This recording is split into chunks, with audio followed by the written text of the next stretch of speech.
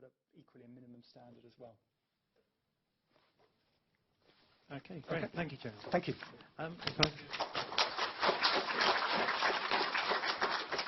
So if I can invite Susan Flint.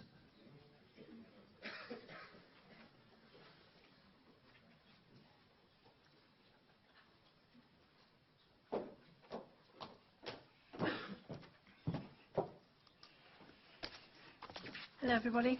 I think I'm a bit of a wild card today. My name's Susan Flint, I'm a Customer Services Manager.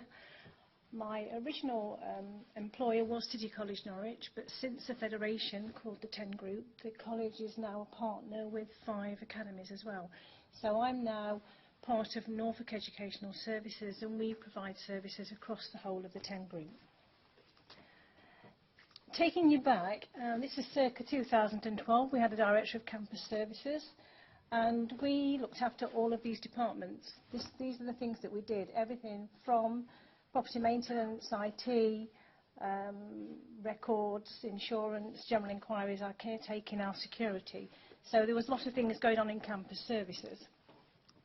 And as I've heard today and listening to people, it seems that we've all worked in our own little universes. We work in our own little worlds. We get on with our job, we don't worry about it. Somebody asked the question, you know, what records do we keep?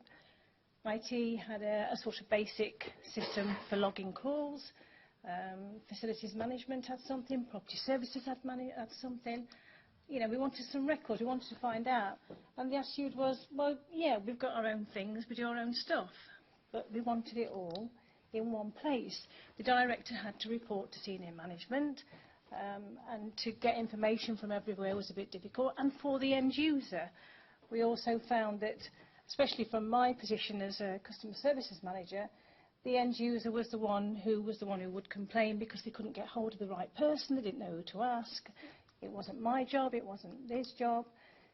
So what we needed was one system that could be used by all the teams and a self-service portal for our customers. The attitude was, you have got to be kidding, we can't possibly, we're IT, we're specialists, we're property services, we don't know what they do. It really was a case of resistance and fear and the insecurity. You know, we're used to doing what we do our way. So we did say, you know, what service is critical, and of course IT said, well, we're the most critical, everybody uses IT systems are everywhere. Well, actually all systems are critical. We did point out that yes, IT is critical, systems are there, but actually if the power goes off to the site, and we did actually have a power outage once, then we did need property services to get in and get the electricians in. And also the security and safety of the campus. We did need security. They unlocked the gates at 4 o'clock in the morning for the cleaners. So you've got to have access, you've got to have power. So actually we're all very important people. So, and this is our job. It's not about individual departments saying we're the most critical to make things run. Our job is to actually ensure education is delivered to our students through a safe, secure site and with efficient systems and quality facilities. And that is the message that we try to get across to people. We're actually here, our reason for being here is that we're delivering education. Whatever we think personally or departmentally, you've got to put that to one side, and we do have to work together. So we're all interlinked. We had some change management training, and we looked at something as simple as a room change, although that could have been a new build, decanting people, rehousing people. And I came up with, my graphics aren't quite right. Anyone who used to watch Blockbusters with Bob Holness, we had the sort of Blockbuster linking system of actually we do need the caretakers to move things. We do need IT to remove the IT equipment and reinstall it. We do need the carpenters to go in, the maintenance people. We need the cleaners in. So actually, you know, we are all involved. And the planning and resources, it came to light that when we were moving rooms for people, IT would go along and dismantle the PC and the phone and then say, you need to ring campus services to get the caretakers over. That was down to the customer. Well, actually, it's not down to the customer. This is a project and a plan, and somebody should be leading that project and be able to then allocate the various tasks to the various departments. So what about the customers? So who are the customers? Everybody assumes that, you know, we're not customers of each other, that the students are customer, or you don't even see students as customers. So we think everybody's a customer, and what do they want? We did a lot of research. What are customers' needs? Actually, what they don't want is to remember several contacts, several numbers, several emails. I carry out a little presentation at staff induction, and I can guarantee when you start a new place, you say to the person at the side of you, who do I ring if I want a confidential waste bag? And they'll say, oh, ring Susan, she's quite useful, she's quite helpful. We want to actually, we don't want to have to rely on one person. Or you don't want your customers to remember a particular number or department. If a customer wants something fixing, replacing or reporting something, they want to do it as quickly as possible, they want an acknowledgement from it, and they want to know about any progress. You start a job, you go to have a look at it, you don't tell the customer what's happening. This has been broke for 2 weeks, what's happened? There's no communication. They want communication. What they dislike intensely is a lack of communication and acknowledgement, and having to seek or play detective to find out who actually should be dealing with it. So we decided to look for a system, which of course IT immediately said, well, it's got to meet ITIL standards, it's got to do this, got to do that. So we looked at who was involved, which was the facilities management team, the property services team and the IT team. So we actually got some pens and paper and sent a group of people out to ask the potential operators what they would like to have in a system. They came up with these things. One was it had got to have something that was a knockout. Without that, we wouldn't consider the supplier at all. It was a key feature in making a success of it. Next one was an important one. Yes, okay, they might not have it now, but we can have it, and that will also impact on who we consider a supplier. Desirable, be nice to have it, but you know, we can manage without it. And the right-hand side of the screen are actually taken from the titles of things we were looking at. Then assembled a panel, and the panel was a mixed panel. The panel it involved senior management, it involved people from each of the disciplines who could then discuss and very often argue what they did and didn't want, which was quite successful, and there was lots of discussions about the way we do things, what we need in a system. But in the end, we did actually choose a system. For us, it was the top desk system. When we came to building the system, it was quite cleverly thought that we didn't need it to be built just by IT people, because facilities management people would be using it. And when we were looking at the different categories, it was a case of we could have lots of categories, but let's tailor it slightly. Let's keep it quite basic. Don't have too many categories. Don't have something to suit everybody. Stick to a set number of categories and subcategories that will actually cover all aspects of our work. Look at the priorities. Even that's different. The way that facilities management deal with things. For us, we'd use two-way radios with caretaking and security jobs. Obviously with IT, slightly different. Somebody will bring us a laptop to you and it needs repairing. So we looked at priorities and came up with a general priority system that would work for everybody.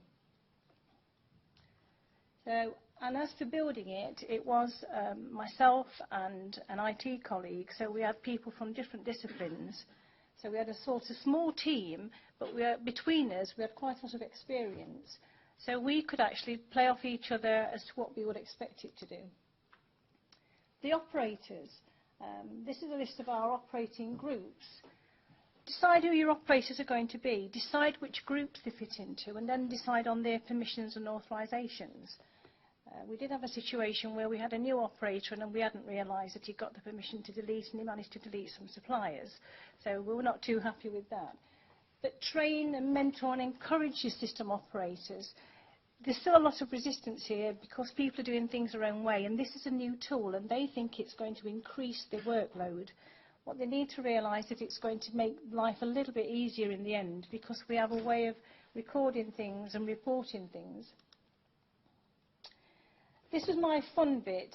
We did actually have some people who, you know, they were the blue face. They were, what is this? Why have I got to use it? I'm quite happy with what I'm doing. Why fix it if it ain't broke? To actually, I'm great. We identified some super users, people who were really eager to use it and wanted to have a go. They were the people that we sort of, you know, got to prompt others. If they rang people, they would say, have you used it? Have you tried this?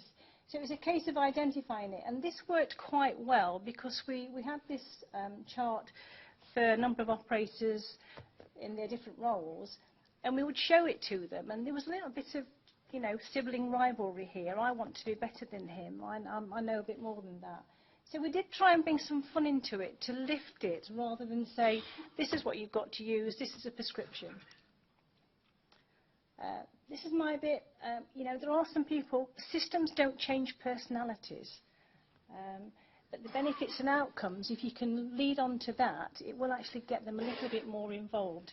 There will always be some resistance, but just by showing people, you know what, it does work, they will actually then, you know, they will eventually join in with you and start using it. Promoting it. This again, make it friendly and easy. We did some research on this. I don't know about other establishments, but you know, we get the email, the group email, we get the banner on our Blackboard page, and it's amazing how many people actually delete emails. They don't even read the all staff emails. So we wanted to make it a little bit more physical, if you like. We made some posters and we had some stickers and banners, and put these in staff rooms and in sort of areas where we know people are going to use it.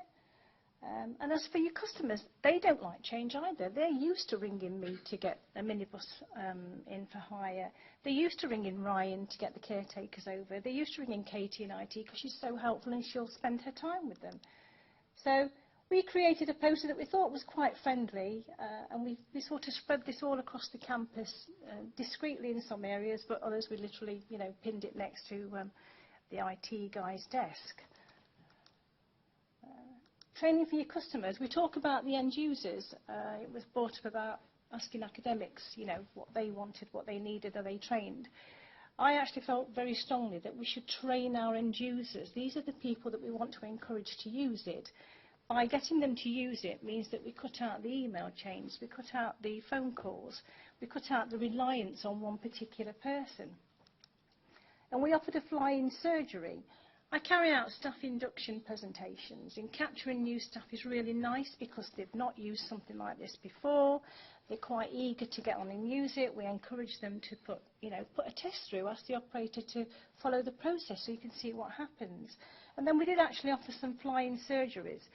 Most of our schools in the college have their own CPD sessions, and some of them were quite proactive in saying, could we go along? We actually made the time to go along, have a couple of operators, and to show the end user what happens when they put that call. Any new system, they put a call through, and then they'll say, well, I don't know what happens to it. So we had both screens showing them, this is what happens when you make a call, this is the operator picking it up, this is your response. To just show them the chain of events that happen. This is my A-star. We found that with customers, they want to be able to access it easily. This came about, and for me it was quite fun because my colleague and I were working on the system. It was still in test. We decided to try it in live. We just opened it in live for literally a few minutes. When we went back again, we saw that there was a job on there. There was a call raised by an end user. It was quite funny that it was actually my own partner who likes technology and likes trying new things, and he saw it pop up on his screen and thought he'd just have a go. But that was great because he said, without any training, it was easy to use. So he managed to get quick access to it. He got an acknowledgement because we followed the process through. It was assigned to an operator, and when the call was completed, he got his email to say, your call's now completed, are you happy with it? We also encourage feedback. We get customers to tell us whether they like it or not. We have customers ask, well, can it do this, can it do that? And we always make sure we give a little bit of time to people if they ring us, and if we say, have you got the self-service desk open on your PC? Shall we just walk you through it, walk them through it, show them how to use it?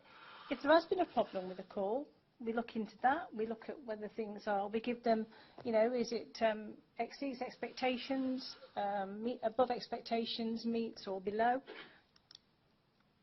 This is our latest results. We do a monthly figure, and we look at above and meets, and at the moment we're actually on 97% customer satisfaction, which is really nice. It means that people are using it and actually responding to when we tell them, your job's now complete, are you happy with it? Promote the benefits. On the system, we've got an audit trail. This is a benefit for the end user. It's not just about the operators who are using the system. It will tell you on each call, every time it's updated or there's an amendment, the customer will also get that update as well. If we can't fix something and we do need to get specialist contractors in, we can tell the customer we can change the target date. Sorry, this can't be fixed yet, we're waiting time. It could be a financial problem. But there's always an audit trail there. Potential costs. What we find is that by having this system, we can highlight that piece of equipment is broken 6 times in the last week. Do we need to replace it? There's a problem with the heating system down in a particular building that's just off campus. The number of caretaker jobs we do. Because our caretakers are used to being told what to do throughout the day via radio, it was never logged of how much work they actually did. And now we actually log requests so that we know when they say they're busy, you know, they've been called out 20 times this morning to unlock a door or take some confidential waste or collect some rubbish. So it actually gives us some good records. Planned maintenance. When the equipment's highlighted, it could be that, you know, it's due for a service, it's due to get the company in. So we can actually check all this on the system. And customer satisfaction again. We don't get into anything complicated. They just get an email and they just tick a box. The worst thing to do, people get surveyed out. You can do surveys on people. Are you happy with us? Are you not? To actually get the notification to say, your job's complete. Are you happy? To click it and say, yes, no, that's absolutely fine. And we do find the communication of a system is really good as well. It's good between operators. They can see if they reassign it. It's good for customers. And this has actually increased, you know, our reputation is quite good because we have this continual communication process. This is my recipe actually because I'm known as this kind of diplomat. I'm the people who pulls people together and, you know, I don't particularly slap the legs, but it's like, come on, let's all work together. We're all in it for the same reason. So I am known to be either mum-like figure or matriarch of some sort.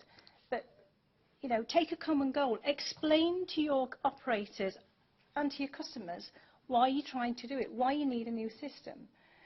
Get a team of mixed disciplines and skills. Today's all about IT and FM. You know, these people, we all work together, and we should work together. Take it from each other. Get experiences from each other. See how each other works. Look at your system requirement. Do some research. Visit other places. See what happens. We did some research, and a colleague and I went to the UEA in Norwich, which is far larger than City College.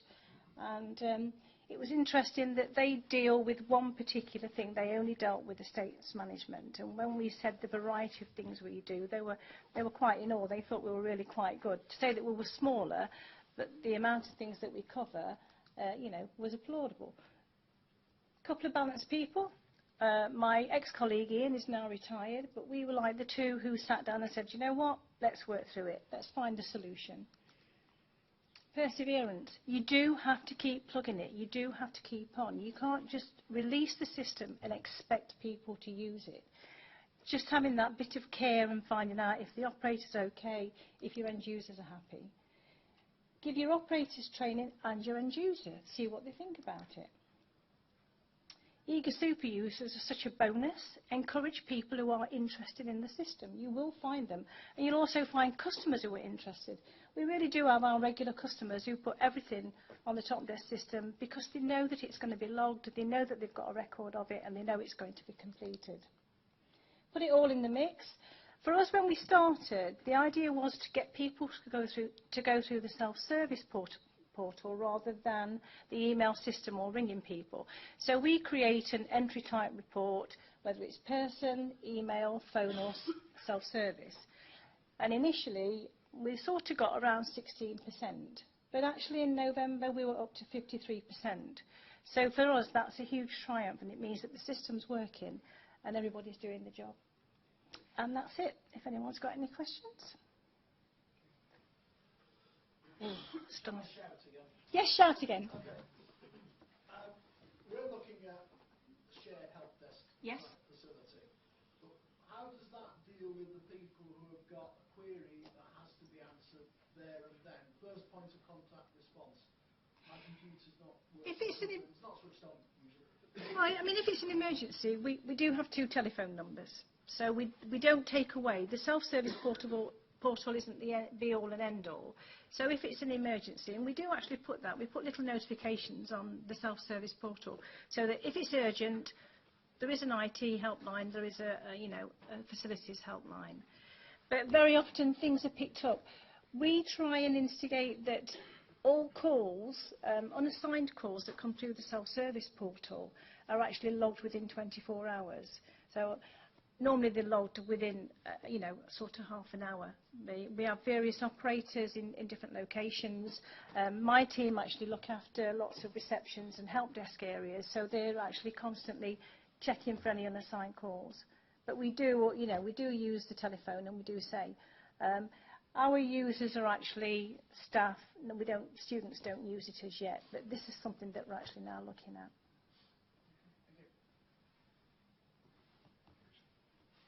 Actually, a quick question regarding the self-service. Have you checked what's the percentage of those that are poorly allocated to the wrong teams? Sorry? Which ones, or what's the percentage of the jobs that are allocated to the wrong teams? Allocated strong team. That probably happens about 1 in 100. We have some key operators who actually, they triage, they look at the unassigned calls and they assign it to the correct area. So we don't let the end user choose, that they need IT, because very often, they think it's an IT problem and actually they haven't plugged it in. It's as simple as that. So we do have operators who look at the unassigned calls and then assign it to the particular teams. And if it is for the wrong person, they can reassign it to another operator. So it can go between the departments and between the operating groups as well. Okay, I think that's all the questions. Thank Okay. you very much, Susan. Okay, thank you.